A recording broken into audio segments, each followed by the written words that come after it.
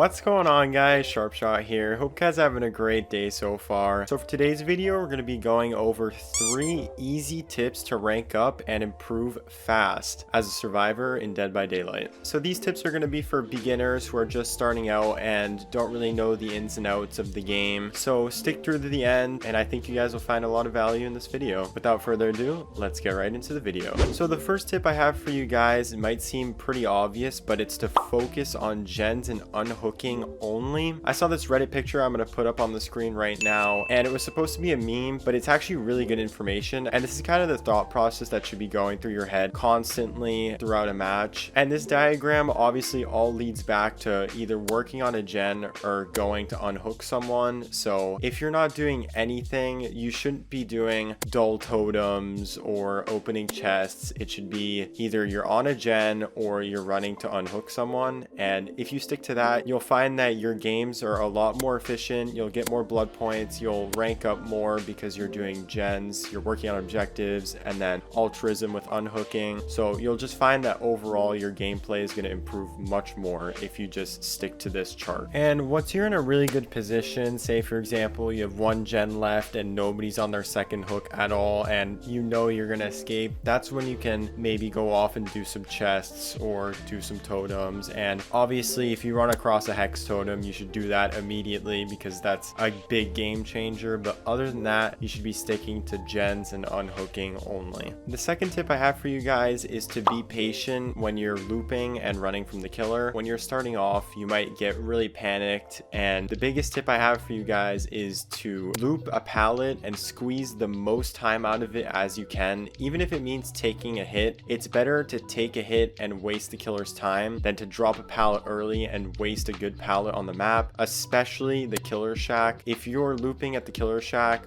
by the way, drop a like if you want me to do a looping guide for the killer shack and all that. I think that'd be a pretty good video, but if you guys want to see that, let me know. But anyways, don't drop the killer shack. Try to juice the most time out of it as possible because that is single-handedly the best pallet in the game. When you're at a pallet and you're just looping around it, instead of prematurely dropping it, try and get it so the killer is as close to you as possible. And sometimes he might even miss, like in this clip, the spirit. I'm just looping the spirit around this tiny little loop, and she tries to lunge at me and she misses, so that buys me even more time to just keep going. But if I dropped the pallet right there, right after she missed the swing, the loop would have been over and I would have to move to my next one, and I would have just saved time for the killer by doing that. Here's another clip of patience. It's not always being patient when dropping a pallet. Even if you do drop a pallet prematurely, sometimes it's better if you're going up against a clown or something. But against the Deathslinger, for example, in this clip, I dropped it early, and instead of just sliding back over and then him just baiting me and just hitting me in 2 seconds, I actually waited and I actually baited him, and he missed a couple of shots. I wasted his time, and then he just moved on from me and I didn't even go down. You might get really panicky and just drop pallets as soon as you get to them. Just calm down. You have way more time than you think, which actually leads me to my third point. Play a few games as killer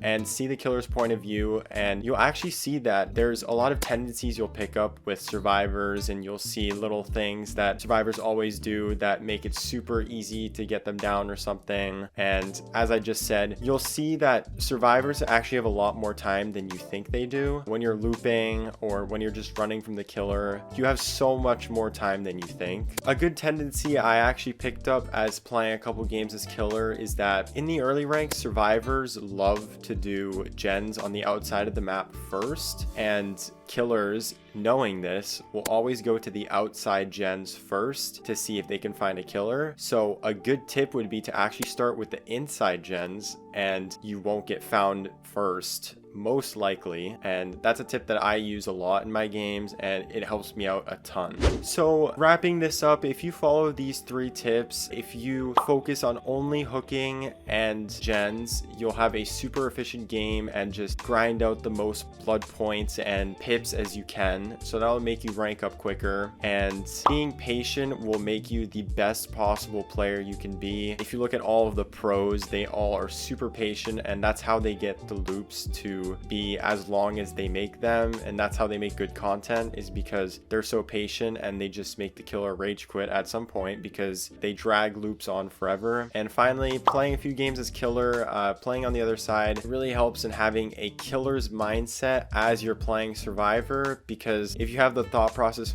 if I was a killer, what would I do in this situation, you can counter it so much better than if you just didn't know and never played killer. So this was just a quick survivor guide that I thought would help out the newer players. And let me know again if you want to see a looping guide next, or if you guys want to see more tips for beginners. So yeah guys, that's going to be the video. Thank you guys so much for watching. Leave a like and subscribe if you're new. This has been Sharpshot, and I will see you guys in the next video.